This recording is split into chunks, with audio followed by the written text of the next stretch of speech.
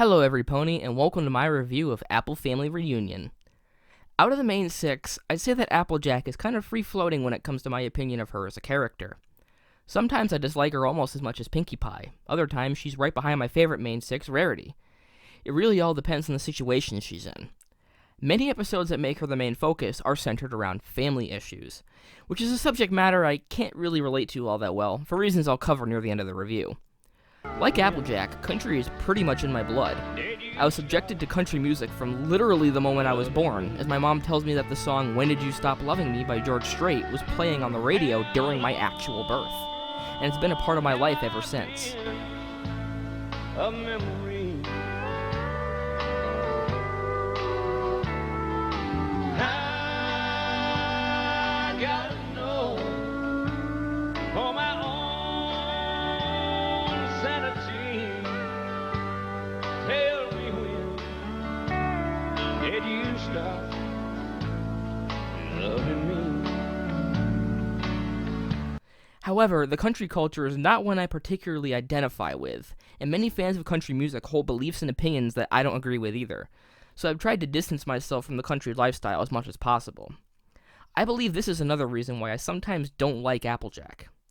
I think AJ works best as a supporting character instead of the main focus of an episode. However, in this episode, Apple Family Reunion by Cindy Morrow, she gets the main spotlight once again. Ms. Morrow, as I've stated before in my One Bad Apple review, is the go-to writer for Brony-issues in the show. But that's only half of her resume. The other half consists of really just feel-good episodes, such as Sisterhood Social and Family Appreciation Day. This episode doesn't really tackle a problem that bronies are facing, so will it fall into the latter of her two kinds of episodes, or will it just be a flat-out bad one altogether? Let's find out. Our episode begins with Applejack and Granny Smith digging through a storage area of their barn to find a box of old blankets and other items that the Apples use for their family reunion that they hold every 100 moons, which is set to happen once again. Come to think about it, how long is 100 moons anyway? This measurement of time by moons is referenced a lot in this show, but in some contexts it's referenced in, it makes it seem longer than just one moon equals one day. Maybe they mean like one moon equals one full lunar cycle? A lunar cycle is equivalent to roughly 29.5 days, so let's just round that up to 30 days, or about 1 month. That means 100 moons would be 100 months, which is about 8.3 years. But we'll round that down to 8 years. In this context, it seems like this assumption of time being measured in lunar cycles proves to be reasonable, as some families do get together in the real world every 5 to 10 years for a reunion. Granted, some families do have their reunions yearly, but I'd say more people wait a few years between family reunions. My family doesn't really do reunions since most of us come together for the holidays anyway, but I have been to a family reunion with a former girlfriend of mine, and I do believe it was a tradition that they held every 5 or so years. Although, it could just end up being literally 100 days, which is closer to 2 years, since there's a photo in Granny's photo album later that shows Apple Bloom at a family reunion looking not too much younger than she is right now. Hell if I know. Perhaps this mystery will remain unsolved. Apple Bloom, who's in charge of RSVPs, tells Granny that practically the entire Apple family from every corner of Equestria is coming to this reunion that they're preparing for, including Babseed all the way from Manhattan. I get to see my favorite cousin. Think we're gonna need a bigger cider trough. Nice Jaws reference there, Granny Smith. Theme. Upon realizing how massive this reunion is going to be, Granny Smith seems to be a bit worried about getting it all put together, since she isn't as full of energy in her old age as she used to be when she was younger. It's then that Applejack offers to take the entire reunion off of Granny's hooves, so all she has to do is enjoy the festivities. To give AJ an idea of what a typical Apple family reunion needs to be successful, Granny pulls out an old photo album to show AJ and Apple Bloom what the reunions of the past looked like. And, here we have, Granny Smith as I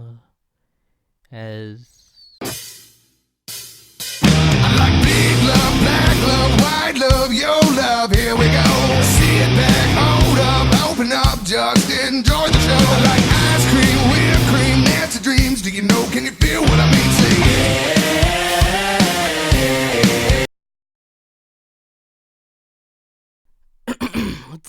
Let's get back to the flank. I mean plot. Yeah, I mean story.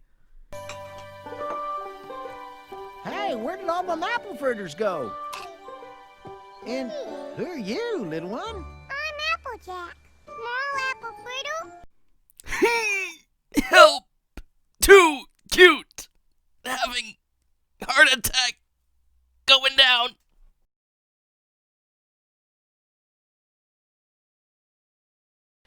Okay, I'm still alive with at least 40% of my brain working. Let's continue. I have to admit that I like how Cindy Morrow handled this scene. While Granny Smith is going over memories and looking back on them fondly, all Applejack can seem to focus on is the things she'll need to acquire to do them again, and she completely glosses over what made those activities memorable and cherished by Granny Smith. It's great foreshadowing of how Applejack is going to handle this upcoming family reunion and the lessons she'll learn at the end. But it also does a great job of hiding the fact that it's foreshadowing, so you can still be pretty surprised on your first viewing when AJ starts actually hosting the reunion. It's only clear how it foreshadows the conflict on later viewings. That's some great storytelling right there.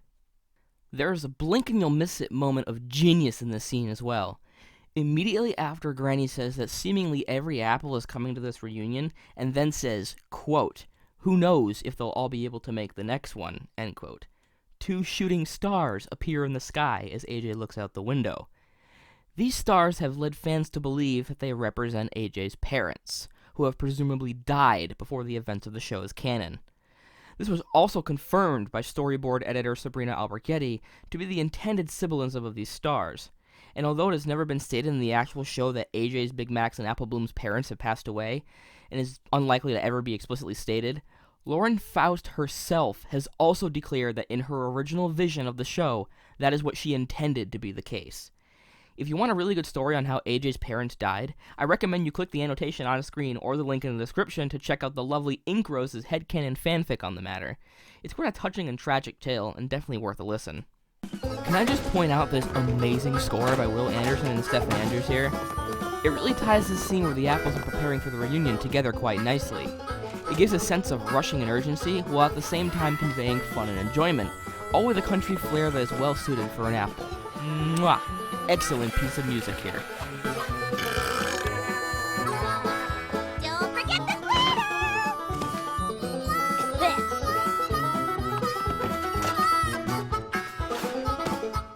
Also, the new Spike model from Zippo. The apples just managed to get everything in order before the family begins showing up. AJ then addresses the family and informs them of the activities that will start the reunion off. However, Apple Bloom is more concerned with finding her favorite cousin. She doesn't have to search for too long, though, before Babs makes her triumphant return to the show. Oh, that continuity laced with character development. So good. Here, Babs tells Apple Bloom something I hadn't noticed before. She mentions it so nonchalantly that I never picked it up, but wow, it blows my mind now that I see it. Babs tells Apple Bloom that she, quote, can't wait to tell her about her new school, end quote. This ties into the events of One Bad Apple, while simultaneously addressing how Babs managed to deal with the bullies back in Manhattan that we heard about in that episode. It really makes me happy to know that Babs no longer has to deal with those bullies that were teasing her for her blank flank and can start fresh and make new friends at a new school. Incredible character development, Cindy. Absolutely outstanding. Pretty soon, however, AJ interrupts that great character development to push the Phillies onto their first activity of the reunion. And this is where the conflict starts to arise for this episode.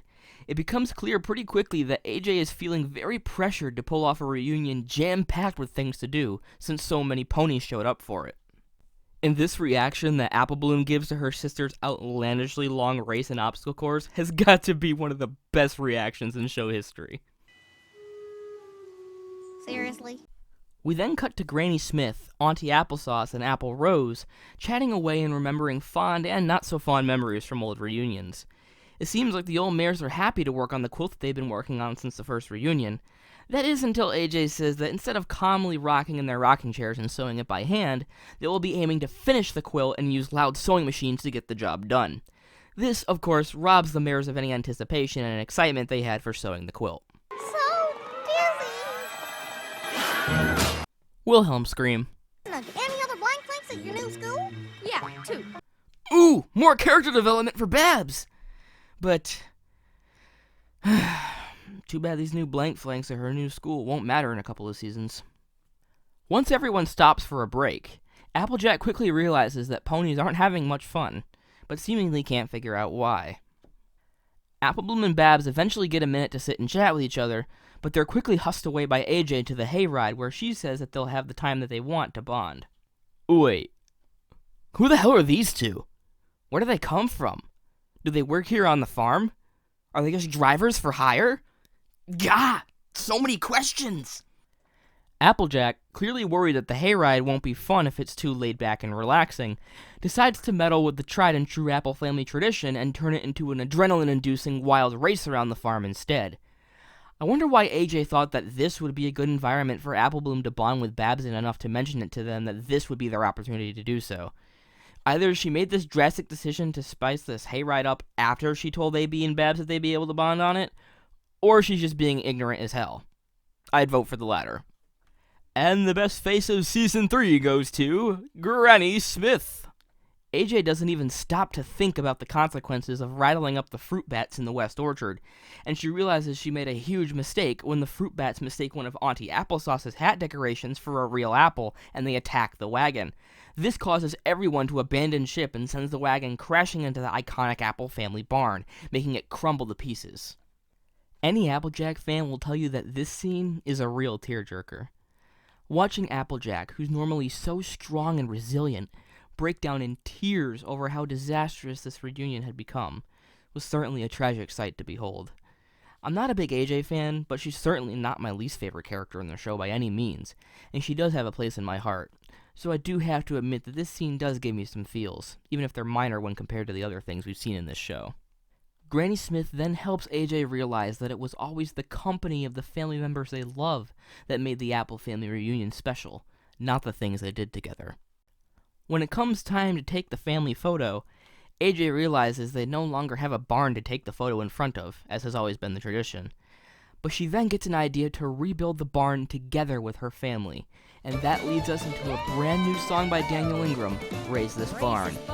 Apart from the dark humor that comes from mishearing AJ say racist instead of raise this, that you'll probably have a hard time on hearing when someone points it out, this song isn't that bad.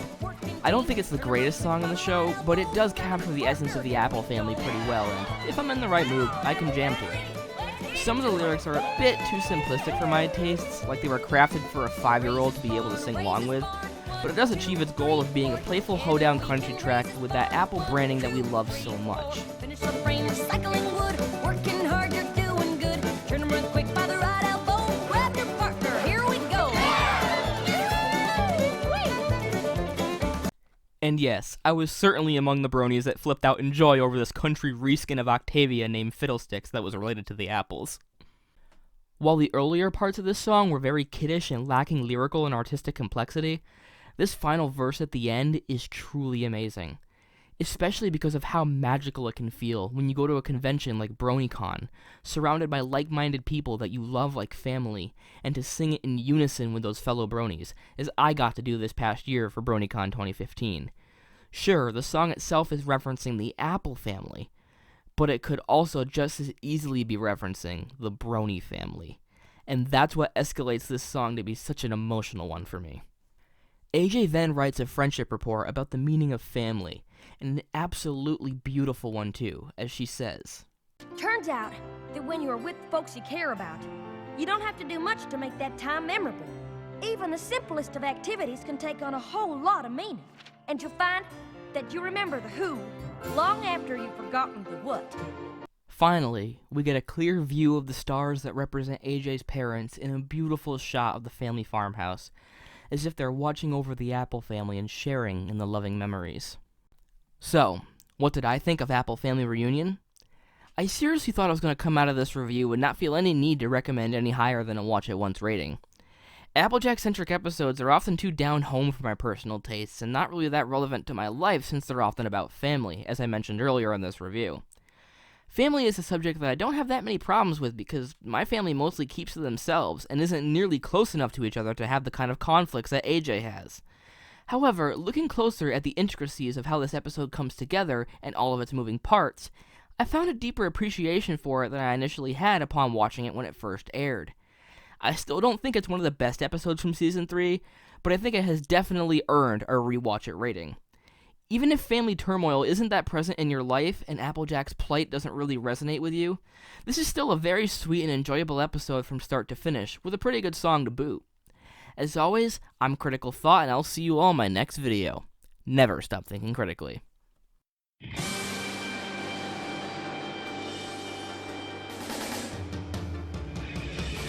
Hey everyone, quick announcement. Next month, I'm doing something a little special with this channel. Starting the first week of February, I'm going to be hosting Pokémonth on this channel to celebrate the 20th anniversary of Pokémon. I'll be making all kinds of Pokémon-related videos that month, including lists, theories, and maybe even a review or two. Pokémonth starts on February 1st and will continue until February 29th. During this period of time, I won't be making pony videos, with one exception. On Valentine's Day, February 14th, I'll release an episode of Inside Critical's Cranium about pony waifudom to celebrate the holiday. This is a topic I've wanted to cover since even before my channel here on YouTube began, so I'm very excited to share it with all of you. That's all I had to say, so I'll see you with more pony content this month, including an interesting original theory about the Shadow Balls from Friendship Games. I'll see you all in my next video. Never stop thinking critically.